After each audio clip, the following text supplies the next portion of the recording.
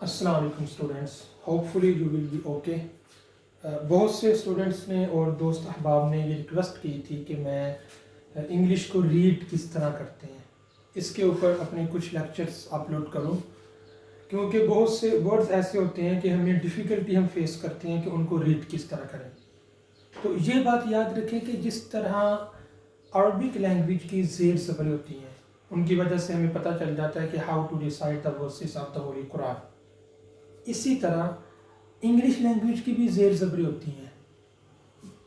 बहुत ज़्यादा अफराद को इसके बारे में नहीं मालूम होता, तो मैं आपको इंग्लिश की ज़ेर ज़बरें बताऊंगा। अगर आप मेरे आने वाले 14 से 15 लेक्चर्स जो कि मैं अपलोड करूंगा, अगर आपको सुन लेते हैं, उनको अंडरस्टैंड कर पाते हैं, तो बड़ी आसानी से कोई भी इंग्लिश वर्ड आपके सामने आ जाए आप उसको ईजीली प्रोनाउंस कर सकेंगे। ऐसे मिसाल के तौर पे मैं यहाँ पे एक वर्ड लिखता हूँ, ये है। अब ये देखिए, ये एक इंग्लिश का वर्ड है। अब यहाँ दो जी हैं, एक ये और एक ये। अब इसका साउंड और है, इसका साउंड और है, डिफरेंट है। इसको हम पढ़ते हैं ग और यहाँ जी को हम पढ़ रहे हैं ज। अब हमें कैसे पता चलेगा कि इसको ग पढ़ना है और इसको ज पढ़ना है? तो ये चीज़ें आपको तब मालूम होंगी जब आपको ये दो चीज़ें आती होंगी। एक है कॉन्सोनेंट्स और दूसरी है वावल्स। ये जिस इंसान को ये दो चीज़ें आती हैं, ये साउंड्स हैं, ये वो कॉन्सोनेंट्स एंड वावल्स नहीं है जो आमतौर पे आप इंग्लिश की बुक्स में पढ़ते हैं। These are different things. ये एक नई चीज़ है जिसको हम IPA भी कहते हैं। तो इस पे मैं लेक्चर्स अपलोड करूंगा। अगर आप इन दो चीज़ों को अंडरस्टैंड कर पाते हैं तो then you will be able how to pronounce all the words related to English language. अच्छा, आप इसको हम पढ़ते हैं गेज। इसी तरह ये जो है ए यू, इसको औ नहीं पढ़ते, यहाँ पे इसको ए ही पढ़ते हैं, ए। अब हमें कैसे पता चलेगा हमने यहाँ पे ओ पढ़ना है, औ पढ़ना है, ए पढ़ना है? ये चीज़ें आपको बताएंगे, ये वावल से आपको पता चलेगा। मिसाल के तौर पे मैं इसके नीचे एक वर्ड लिखता हूं,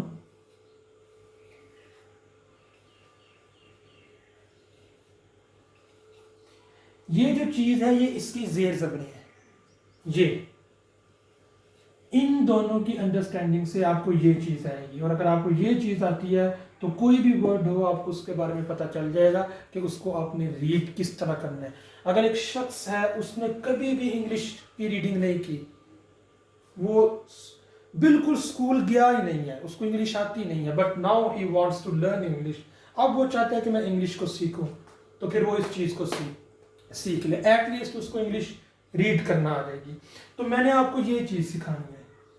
मैं इनको जेर ज़बरें क्यों कह रहा हूँ ये आपको नेक्स्ट लेक्चर्स में पता चलेगा।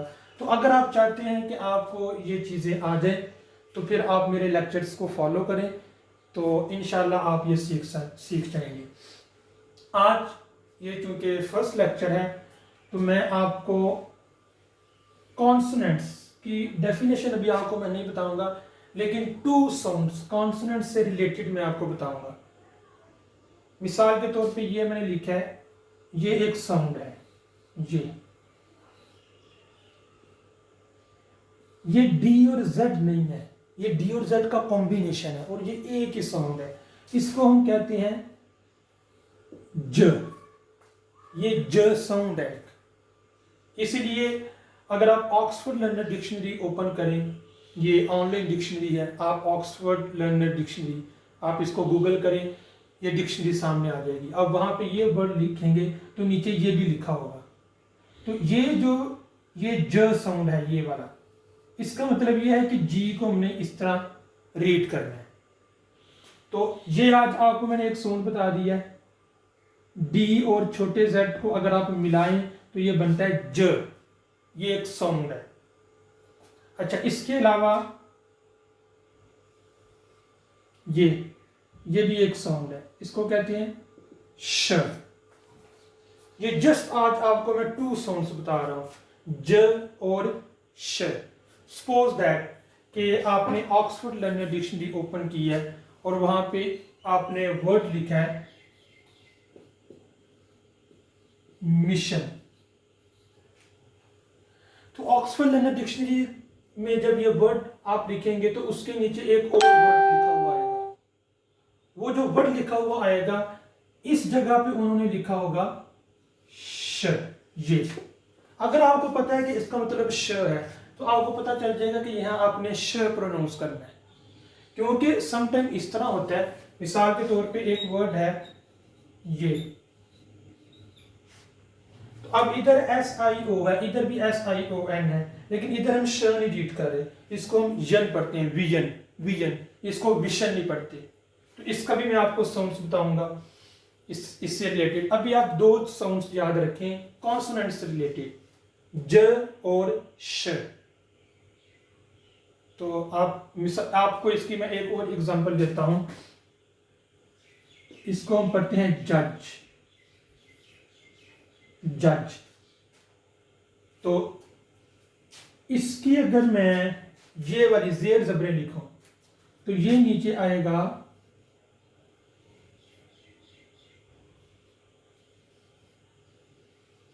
जज।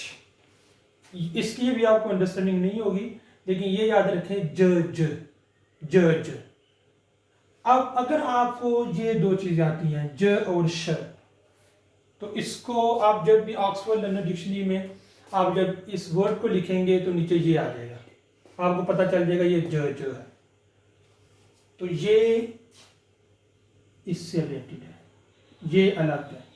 इसके लिए आपको एक आसान वर्ड मैं बताता हूं, शिट, शिट।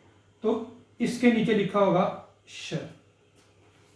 तो ये जो जेर जबरें हैं ना, कोई भी जो अच्छी डिक्शनरी है उसके नीचे ये लिखी होती हैं। इस तरह की इंग्लिश भी लिखी होती है, इस तरह के साइंस भी लिखे होते हैं, लेकिन हमको पता नहीं होता कि ये क्या चीज़ है। लेकिन अगर आप ये चीज़ें सीख जाते हैं तो without listening to any person, बगैर किसी को सुने आपको पता चल जाएगा कि इनको प्रोनाउंस किस तरह करना है। तो उम्मीद है आपको ये लेक्चर अच्छा लगा होगा।